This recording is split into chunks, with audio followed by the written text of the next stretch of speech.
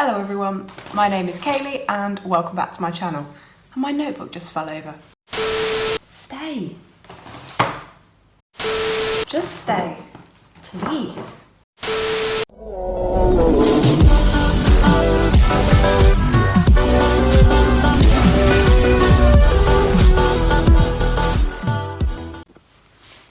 Hello everybody, my name is Kayleigh and welcome back to my channel. We do Pokemon Go Battle League PvP, raid videos and shiny hunts here. If that sounds like your kind of thing, don't forget to subscribe.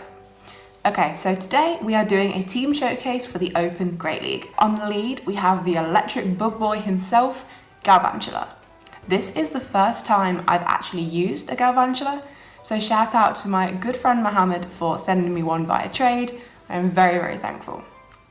So this guy has the usual moveset you'd expect, Volt Switch on the fast move, and then Lunge and Discharge as your charge moves.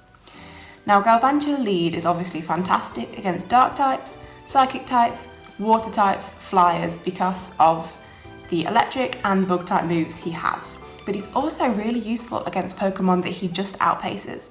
It's only 3 Volt Switches to either of those 2 charge moves, although it is a 5-turn move, Volt Switch, so it's not fast. It is only 3 of them, so quite often you can outpace a Pokemon to their charge moves, and if you are both neutral against each other, that can be the determining factor in winning the match. So weaknesses for Galvantula are of course Fire, Rock and Ground. So you might have noticed where this is about to go because there's one quite famous Great League Pokemon that happens to cover all of those weaknesses very well. It is the mighty mouse himself, Azumaril. It's the first time I've featured Azu on my channel, so hopefully I get a pass for using the metaist of Metamons. I feel like I don't need to explain much about this guy. He's my safe swap. I use him when I get a Galvantula lead that is a heck no from me. And in the back we have Galvantula and Stunfisk. He has the typical moveset, there's only one really, Mudshot, Rock Slide, Earthquake. And we all know Galvantula and Stunfisk is fantastic in Great League. I'm really used to playing him, so he's a go-to for me if I need something else to pop in my team. He's also handy for Flyers if Galvantula is already wiped out. Okay, I think that's everything. Let's jump into the set. Galvantula. Without any further ado, let's get moving with the set. This is, I think, the second set I played with this team. The first set I was just still getting used to it and I made some kind of silly mistakes, but this set I was starting to get into my groove. I'm really happy with this one. So, Galvantula, an amazing lead with Skarmory there, really not much more you could ask for. I'm throwing my Volt Switches. I didn't throw Discharge expecting a switch, which we got. Build all the way up. Now, what I wanted to do here was build up to 2 moves and then switch to Azu. But I must have lost my count on those Mudshots and I missed it. So we had to shield, but that's okay. Azu's in now. Azu is my best Swampert counter on my team. One issue I did find with this team is there's no direct Swampert counter, especially if they're running Sludge Wave like that. Running Earthquake, it's not too bad because Azu takes weak damage from all of their moves. And of course, one Hydro Pump is going to do brilliant damage because it is neutral against Swampert, and Swampert is not as bulky in Great League as he is in Ultra. So they bring in a Skarmory. We are just going to let Azu go down at this point. I have 2 Pokemon that can deal with Flyers, so Azu has done his job. So I swap in Galvantula for an immediate Discharge, but they know I'm going to do that, so they swap in their Obstagoon. But this is fine because Discharge does great damage against Obstagoon too. So I'm building up to another Discharge, I'm throwing, hitting all my bubbles for excellent, and I've pulled a shield, brilliant. This matchup is now down to 1 shield each. I shield up my Galvantula again because I don't really want Obstagoon facing it up against my Stunfisk because those counters are going to do super effective damage. Now by shielding Galv, I've been able to get to another Volt Charge and I'm really hoping I can get his shield. Brilliant. Now, I was hoping to get another Volt Charge through there, but sadly I didn't. No shields, of course, on either side, so I'm taken out by the Night Slash. Okay, so in we go with the Skarmory, not the Skarmory, the Stunfisk. Do I know my own team? We don't know. So I'm in with the Stunfisk, and they immediately swap to catch on their Skarmory. This is fine by me. Rock Slide is going to do super effective against Skarmory too. Now here I was expecting a Brave Bird that will do more damage and will lower their HP, sorry. No? Come on, Kayleigh, we'll lower their defense. We got there. Meaning, of course, that I would get less farm, but instead they threw a Sky Attack. So I'm charging up for another Rock Slide. In we go. I charged up to 2 Rock Slides, meaning as soon as the Obstagoon comes back in, I can throw one at him too. I don't want any counter damage coming from that guy. And that's the game. Really happy with that one. Of course, it was a massively positive lead for me. I think that game was very much a case of team comp, so good games to my opponents as always. Okay, second team with Bug Boy. Facing a guy wearing 2 pairs of glasses, I think. Wow. Glassesception, maybe. Okay, Galvantula on a Chestnut. This is good. Lunge will do super effective damage because of the grass typing. My electric moves, of course, are resisted by the grass, but that is okay because they still do a decent chunk of damage, about the same as their counters are doing to me. Okay, throwing a lunge, which knocks the attack down. Fantastic. We snuck another Volt Charge through there, and we're going to shield up because I've learnt with Galvantula shield basically everything. I probably could have gotten away without shielding that though, as it was just a superpower. Especially now their attack's been debuffed multiple times, we're going to let that one through. Okay, they're in with a Frostlass. Now, I threw the discharge, but the more I think about it, the more I think that probably wasn't the right play. I throw another discharge.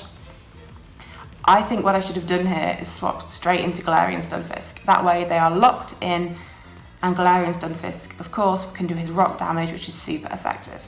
I have almost killed the Frostlass, so you could argue that what I did there was fine, but I'm not sure. I think a better play would have been Stunfisk because there might be something later on that I need Gelv for, and he's gone now. I do not have the Gelv. So Frostlass is gone. That leaves us with a Chestnut that could come back in or Mystery Pokemon. Now, yeah, okay, I did this in commentary too. I thought that guy was running counter as his fast move. I don't know the animations. And he wasn't. He was running a grass type move, meaning it is super effective against poor Azu. So he is chunking away some serious damage here. Now I can't remember whether I shield up. Yes, I do, expecting the energy ball, which we get. So now I've farmed down with Azu. So I've got 2 Pokemon on half health. They've got their Empoleon. No one's got any shields. So I believe I build up a bit and then Hydro Pump this guy. Not sponsored. Yeah, so we throw a Hydro Pump. Now, they of course are going to get to their charge move before I can get to my second move. Hopefully I can tank this. Yes, I can. This isn't the highest ranked Azu in the world, but it is a rank 71, so it has a decent amount of bulk, and I do notice it can tank some really good hits. Throwing a second Hydro Pump, and that is the match. Good games again to my opponent, really well done. That was again, I think my team comp just really helped me out there. Very well played by my opponent. Okay, we're fighting Bankit Dragon. I just realised I hadn't been reading out the usernames for the first 2 people I played. I'm very sorry. I've got a brain like a sieve. I cannot remember. Alright, a fantastic positive lead for me here. Galvantula versus Umbreon. Now, of course, it's going to be 3 Volt Switches to get to Lunge, but because it's such a long animation time on Lunge, that's not actually that quickly. So I believe we see MP Tide there. I let the foul play through, which on reflection I shouldn't have done. I was operating thinking that my bug typing gave me resistance to Dark type, but it doesn't. But this is fine, we have now debuffed the attack. I believe I choose to shield up this time. Yeah, I shield up this time, hoping to throw my lunge and win the opening matchup, which will give me switch advantage going forward. That's another thing I learned with this team. Going a shield down, but maintaining switch advantage really helps because I need alignment. So the Umbreon is gone, we are 1 shield down. Let's have a look what's about to pop out. Okay, we are getting a Toxicroak. I'm going to stay in, throw a couple of Volt Swishes because of course if I switch, that's when I lose the advantage I've just gained. So I'm going to go in with my Azumaril and I'm hoping this is a Mud Bomb bait. It is a Sludge Bomb. Oh, my poor Azu has been poisoned severely. And now we're going in with a Stunfisk. Now, it's a shame I don't still have my electric bug boy, because of course lunge would do super effective to Cresselia, and that thing is a tank. It has grass knot too, which is terrible because of the water type Pokemon I've got hiding, but that's okay. We're going to build up to 2 rock slides, hoping they think it's an earthquake and possibly shield, but they probably wouldn't even if they thought it was earthquake because of the sheer tank of Cresselia. So this will be another grass knot, I expect. Let's have a look. Yeah, there's the grass knot, and I think I throw an earthquake this time. Oh no, I go double rock slide again. I was thinking I might earthquake, seeing how miserable that rock slide damage was, but no, I go for another rock slide. This time I don't even bother building up because I'm not 100% sure I can survive another grass knot, so I just immediately throw the rock slide. That Cresselia is down all the way into the red at this point. I don't think I shield this because I want to save that for my Azu if I need it for the worry of another Mud Bomb bait turning out to actually be Sludge Bomb. So at this point we just aggressively farm, but the problem is they have 2 shields. So I'm going to throw an Ice Beam, which they're immediately going to shield. Then I've got about halfway towards another Ice Beam, but I've got to get to the Ice Beam after that if I want to actually win this matchup. So it's looking pretty unlikely at this point. But we're here, we've got our second Ice Beam off before they got their first charge move off, which could be a positive thing for me. It could mean that I'm outpacing them, but I've got to shield this in case it's Sludge Bomb. Even Mud Bomb would probably kill from this distance, and it is Mud Bomb of course because that's more energy efficient, and come on, come on, come on! Yes! That got very tight at the end there. I got so little HP left, but I managed to get to the Ice Beam before they got to a Mud Bomb and took the game. I really didn't think I'd be able to take that when I was left with 1 shield Azu versus 2 shield Toxicroak, but because I'd got so much loaded energy already, that meant I won that matchup. Okay, on to game number 4. Need my caffeine. It's 11 AM and I'm still very tired. Okay, let's have a look. We're going in Galvantula versus Shadow Politoed. Another fantastic lead. Volt Switch is going to do just disgusting damage. Of course, they have got their Weather Ball now, and because their fast move is such a faster animation than mine, it is going to be a lot spammier. Now I'm shielding that up immediately and swapping into Azumaril to counter Marowak. Now this is one of the scenarios where having Hydro Pump is brilliant. Of course, because Fire type plus Hydro Pump, not a good combination. Hydro Pump is really not what poor Marowak wants to see. If I just fire Ice Beams, they're resisted, and Play Roughs don't actually do that much damage. I believe Ghost type resists Fairy type. I'm not 100% sure though. You can comment down below when I'm probably inevitably wrong about that one. So we're going in with the Hydro Pump, which they do not expect. They don't shield, and that is the Marowak gone. This is good news for me because that Marowak was very bad news for my Galvantula. They're coming in with their Politoed, which is fine. I think, well, I may as well fire the Ice Beam. It'll do nothing, it's chip damage, but I don't want to waste not getting that move off and lose that energy.